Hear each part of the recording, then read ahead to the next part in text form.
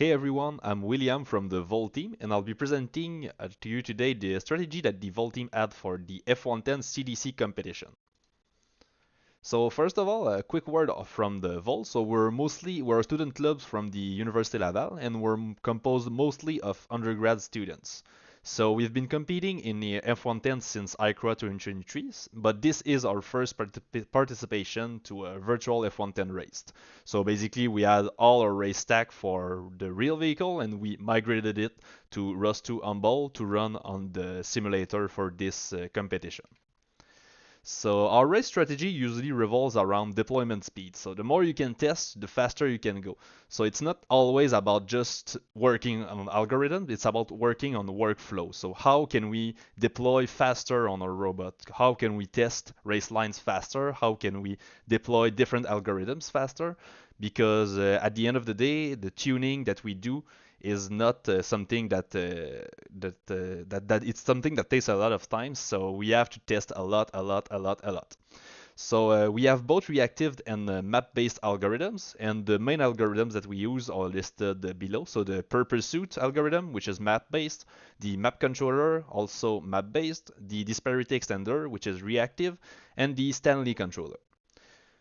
For this competition, we did the qualification with the disparity extender, but the real race was done with the per pursuit algorithms. So I'll just play it here so we can see our rust bag on the side, so we can see the LiDAR scan in red, the current localization in purple, and the race line in green. So we achieved a best lap time of 10:35 without crash, but we were able to get some lap time of 9.7 seconds, but there were some times where the vehicle would crash, so we went for the safer option with this race stack.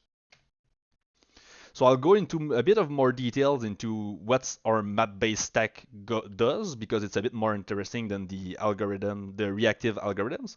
So basically, in the sensor side, we use the wheel encoders to do a wheel odometry node. So just a simple odometry node based on the technical sheets that's with the competition website.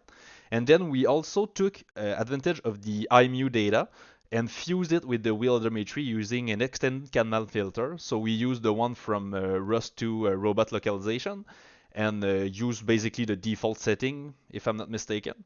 And it gave some pretty good result that we then feed into our GPU accelerated particle filter. So we use the particle filter from that's with the F110, and we forked it, and it's basically the same thing, but and we run it on the GPU in the Rust2 Humble. And we had to jump into some hoops to make it work with GPU on Docker, but we did it, and it's available on our GitHub. And after that, the pose from the particle filter is sent directly to the control algorithm. So in this case, it was the per pursuit node. And the race line is computed completely offline. So we have a race line generation repo. So the one from Tune FTM, the global race trajectory optimization that we tuned. And we tuned the min time race algorithm that you saw on the last slide. And the per pursuit algorithm then looks ahead of the vehicle, finds the waypoint that's at a certain look ahead distance, and then steer or throttle according to the model that we put for the car. So we also tried the disparity extender on the competition the map layout, but it was kind of getting stuck into some corners. There was a lot of tight turns, and we weren't able to do it with the disparity extender. So we had to go for the map-based stack. After the competition, we will open source some of our algorithms. So the disparity extenders, we will open source it. The container workflow that we use, so we have a setup of Docker Compose and a bunch of things that we are gonna open source too. And we also have a raceline editor and optimizer, basically a graphical user interface that we use to deploy our racelines faster. And we will release it next year, I think, probably after ICRA or something like that. So keep an eye out on our GitHub. And I hope that I'll see you on the next virtual race. Here are our socials, and I hope you learned from something from this presentation. Thank you.